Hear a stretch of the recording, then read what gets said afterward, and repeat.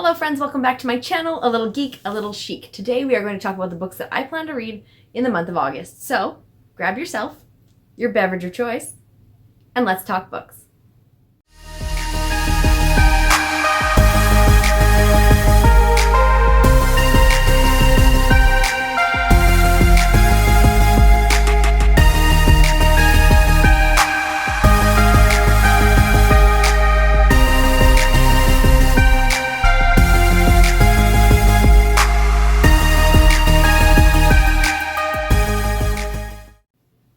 With the province that I live in, starting a reopening kind of phase, we have a lot of events and stuff going on, and as you guys are aware, I work some of those events on the side just as a part-time thing, and so I have been exceptionally busy, that and holidays. You've seen that in my vlog video that was up previously. I'll link it at the end of this video for you guys.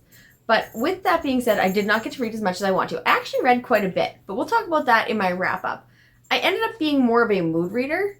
The dog's in here, so if you hear chains jingling, that's her. So I kind of dabbled in my TBR for August, or for July, but I didn't really accomplish too much from the TBR. I accomplished more from just general reading. I picked up things that just I felt like reading. I did more of a mood reading July, so I will discuss that with you guys in my wrap-up a little bit later. But to start off, I'm going to talk about the books that I did not get to or partially got to in the month of July, and I intend to finish in the early part of August. The first one being one that I did not pick up at all, and that is Children of Virtue and Vengeance from Tomi Adeyemi. I feel like this one, it wasn't sparking me to pick it up. I think because it's more of a fantasy book, and those I generally just don't really gravitate towards until fall. So hopefully this one, I'm thinking the latter part of August will be for this one, because then it starts to get cooler, it feels more fall, and I want to get into more like delve yourself into world building books. So that is on my list to continue in the month of August. Along with that, I did start My Brother's Husband, and I am really enjoying this graphic novel. It's a manga, so you read it backwards. If you're not familiar with the manga, this is how it opens. So it opens backwards and it reads backwards. So it's very interesting. I've caught myself a few times reading pages and then having to reread them because I read the what is it? The films, I can't remember what they're called. I read them backwards, so I had to go back and reread the page, and then I understood what it was getting towards, because by the time I got to the end of the page, I'm like, wait a minute. And so I went and reread it and got it. So it's happened a few times. I am getting used to the reading style, and I'm really enjoying this book. So if you guys are not familiar with this book, like I said in my last TBR, it is about a Canadian man and his significant other has passed away. They are a male-male couple, and so he has gone to meet the brother, I believe it's Japan. I can't remember if it's Japan or China, but he's gone to meet the passed away husband's brother and his niece, who he's never met. And they invite him to stay with them while they're there. And the main character's daughter is super inviting, super accepting, instantly, all at once. The brother is more reserved because where he's from, it is not a typical thing for gay male individuals to come out. So he's trying to grapple with that and what caused it, and he's thinking it's some kind of internal thing that he maybe did, and he's having to realize that it could just be love. And it is a really good book, and I'm getting really into it, and I'm just loving the characters, especially the niece. She is just the perfect epitome of child innocence, and I'm really, really liking this book. This one will be finished right away. Then the other book that I'm currently reading, and I don't want to rush it. So if I don't have time to actually sit and read the characters, I don't want to rush it and ruin my enjoyment of the book. Because right now I am thoroughly enjoying the book, and that is Malibu Rising by Taylor Jenkins Reid. If you're not familiar, it is kind of like a story of a famous surfing family in Malibu and their struggles, and some of them are married to famous people, and some of them are not. Some of them are models, and some of them are not. And it's almost like, it feels like a reality TV series, like the Kardashians or the Ozzy Osbourne family and their saga, and we are following the individual characters in these chapters And what happens is, you know, right at the beginning that they're going to have their annual party that is epic, and everybody who's anybody comes to this party. And it's become more of a celebrity affair. And you learn that in the morning, when the party's over, the house is burned down, and all of these people's secrets are revealed. So you're kind of getting the backstory and all their like dirty laundry right now, and I'm really, really enjoying this book. About just a little under halfway finished, and I'm taking my time with it, and I'm really enjoying it. So I'm definitely going to continue this in the early part of August. Now, to add to the list, I still am going to be mood reading. I do have a hold coming for me right now from my library of the Bromance Book Club. I'm very excited to get into that. What it is you learn about, it's a series, and you learn about a different gentleman in each one who is part of this bromance book club. So guys who get together and read romance novels to help their relationships and or marriages or themselves personally. And I am living for this, you guys.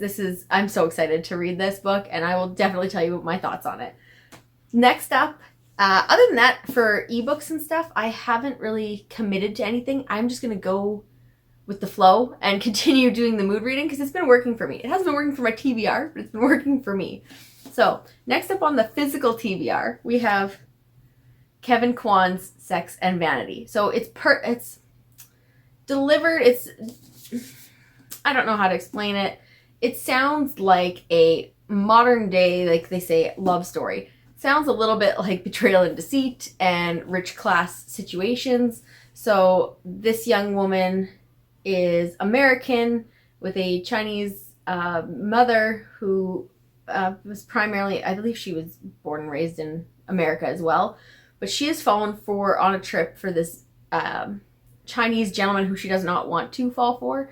And she is actually engaged back home. And after this trip, this gentleman shows up where she lives, and she's trying to keep her life together and not let this guy influence her, but she's drawn to him, and it's just a whole whirlwind of a modern day, they say, romance. So we'll see how I feel about that. I'm not sure about the premise. I do love Kevin Kwan's other books, his Crazy Rich Asian series, every single book. Loved all of them and flew through them and owned them, and I cannot wait to reread them. So this one I am hoping is good. It's not from the Crazy Rich Asian series. It is a separate book, and I am interested to see how I feel about this, given that I loved Crazy Rich Asians, the whole series, so much. Next is a book that was on my TBR for July, but I did not get to it all, and that's Arsenic and Adobo. This, as I discussed in my previous TBR, is about a young woman who has a restaurant, I believe, and her ex comes into the restaurant and calamity ensues. He's poisoned, he dies, everyone points to her. So, and she has to help solve the mystery to clear her name, and I am interested in reading this. I'm into the cozy murders. I think that they are so much fun to read. If you have not read, I will say it again, and I'll keep saying it, Dial A for Aunties. That book is just a fun ride, and it is hilarious, and I love it, and I think you should all pick it up. It was probably one of my favorite books of the year, just because I needed something light, and it delivered. The next book on my August TBR is Paula Hawkins' Into the Water. I read The Girl on the Train, and I really liked it. I found some people had a problem with the narration, because it's an untrustworthy narrator, and some people don't like that. Like, you don't know if you can believe them or not, and I feel like I enjoyed that premise, and I liked her backstory and her mental state and everything that we got from all the parties in that book. So I'm excited to see what this one's about. I know nothing about this book, and I don't really want to know anything going in. I've managed to, it is a backlist title, to avoid spoilers and everything on YouTube for it, or BookTube for it, so I'm very excited about that, and I literally know zero. So I'm just going to go into this and hope for a great summer thriller read to read at the beach while I am on holidays. Not this week, but next week. So I'm very excited about that. Watch for some discussion on this one when I'm on holidays in my blog when I come back. The last book on my August TBR. This is a lofty TBR. I don't know if I can handle it with all the craziness that is ensuing right now, but I'm going to definitely give it a try. But the last book on my TBR is One Last Stop by Casey McQuiston. Casey McQuiston wrote Red, White, and Royal Blue, which we all loved and everybody just adored. And it is right here on my shelf forever because the characters are that great. And I am hoping for good things from this. From what I've read so far, because I already just started it, I am really liking the main character. I just want a little more backstory on what her mother's dealing with, because there's some kind of cold case situation going on in this book also. So that sparks my true crime loving nature. I am reading this as a buddy read with Kim over at Bookshelfbunny. So if you guys want to see her thoughts and her wrap up on it, you can head over to her. I'll link her channel down below for her August TBR, and you guys can have a look. And this one here is, the premise is a young lady who is a lesbian, and she is living on her own, and she keeps switching colleges because she really can't decide what she wants to do, and she feels just slightly lost, and she's just kind of drifting through from school to school and place to place until she finds somewhere that just sparks her.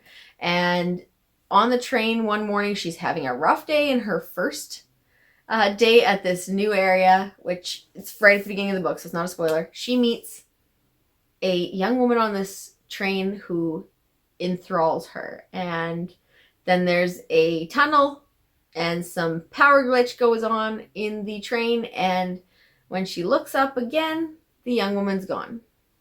So because of the power glitch in the tunnel, she thinks maybe she just went and sat somewhere else. Not a big deal.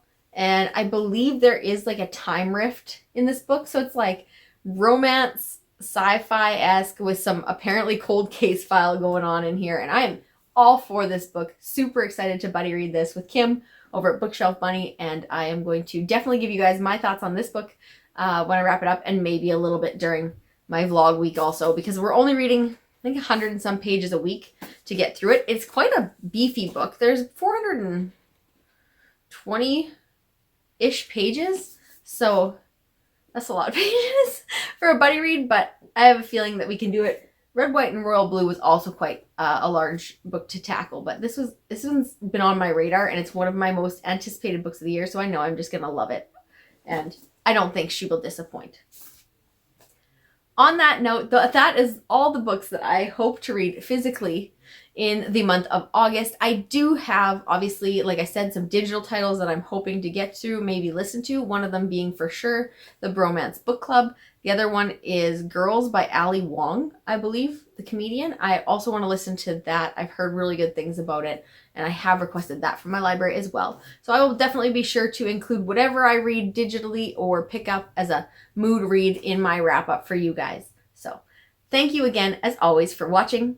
Don't forget to like and subscribe to see more videos from me, and I will see you soon with a new video.